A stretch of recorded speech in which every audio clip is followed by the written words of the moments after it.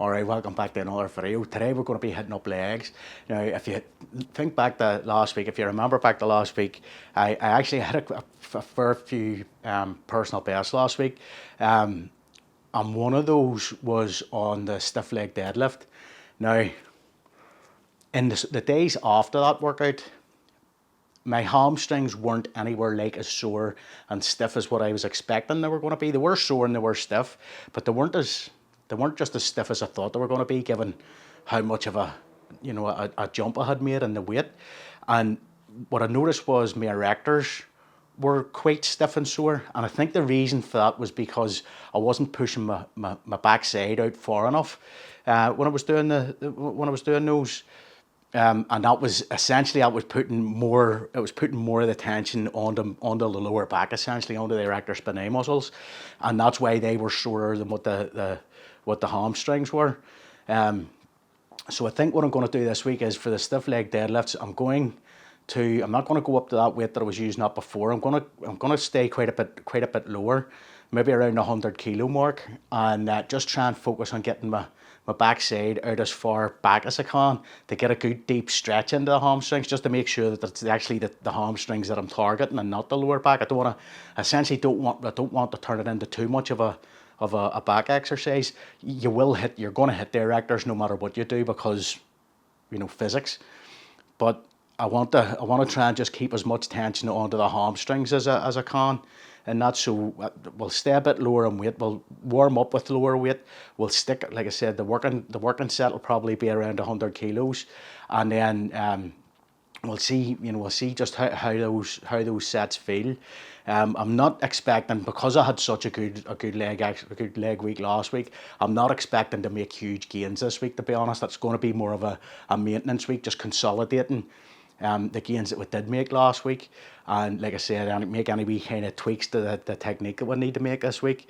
So I think what I'm going to do, the other thing I'm going to do is with the split squats this week, I'm going to try it with dumbbells rather than the safety squat bar. The safety squat bar was good, but because it's long and you can't really brace it with your hands properly whenever you're holding on to having to stabilize myself on the wee garden chair, it's a bit unwieldy. It's something else that I have to worry about balancing as well as myself. So I'm gonna give the dumbbells a shot this week. It's been a long time since I've done split squats, with dumbbells. So we'll see. We'll have to just see how that pans out. So I'll take my time and just try and get it right. And aside from that, it's going to be the same exercise as what we've been doing for the rest of this mesocycle. So that'll be leg press, leg extension, and leg curl to finish us off. Anyway, let's get to it.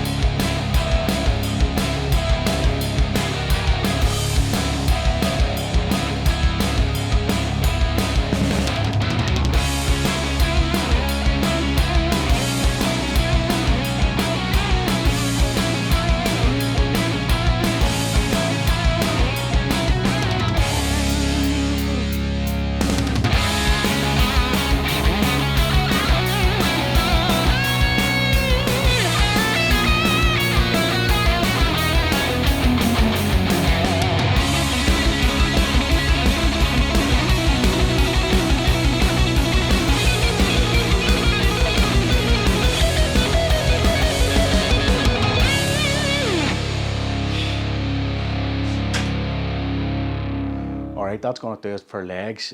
All in all, it was a really, really good workout today. Again, it didn't break any new ground. Essentially, I've added in a couple of kilos here and there. I think I added in a half a kilo on the split squats just because I was using the 32.5 kilo dumbbells instead of the split squat bar. But like I predicted, that was challenging. So it was trying to get my balance and my footing right and everything, and what dumbbell or what hand I wanted to hold the dumbbell in, essentially to give me the best stability. That was challenging, but I made it work. We'll see going forward. I did in the split squat. I did do weighted split squats this week for 2 sets, where I only did them for 1 set last week. The stiff leg deadlifts, I definitely felt more of a stretch. I ended up, I did 4 sets, and I did a back off set just with a 60 kilo weight, just to make sure that I was getting as much of a stretch as I could. And I definitely felt with that later 60 kilo weight that I was getting more of a stretch even than with the warm-up weight that I used this week. So that may be something just to bear in mind. We just have to bear that in mind in the next few weeks. I'll see. The proof's going to be in the pudding. How do my hamstrings feel in a couple of days, 2 or 3 days from now? It's usually day 2 or 3 after a workout, whenever I really feel the DOMs setting in. Big time. So I'll have to just keep an eye on that going forward and see how much of a difference that extra stretch actually make. The leg press, it didn't go up. I didn't do very well in the leg press at all today, if I'm being honest. But I did get really good depth on pretty much every rep on the leg press, which is good. I think I've said this in previous videos, with the leg press for this entire mesocycle, what I'm trying to do is focus on keeping my feet down as far as I can on the plate. Because of that, my heels come off because of bad ankle and hip mobility. My heels come off the plate and I can't generate as much force, so the weight always does tend to come down a little bit, especially the further down I go on the foot plate, the more that weight comes down. I should probably, if it wasn't for the split squats, I could probably, because in the past I've been up at 220 kilos on the leg press, but I wasn't doing split squats right before it then, so I had a bit more in the tank. But it is what it is. I felt like every rep was a good rep. What I'm maybe trying to do for next week and the week after, or for the rest of this mesocycle, is just try and grind out. I've been hitting sort of 10 reps. What I'll probably try and do with the leg press, rather than try and add weight, is maybe try and add a couple of extra reps in here or there, and who knows, maybe even go for a 4th set instead of just doing the 3.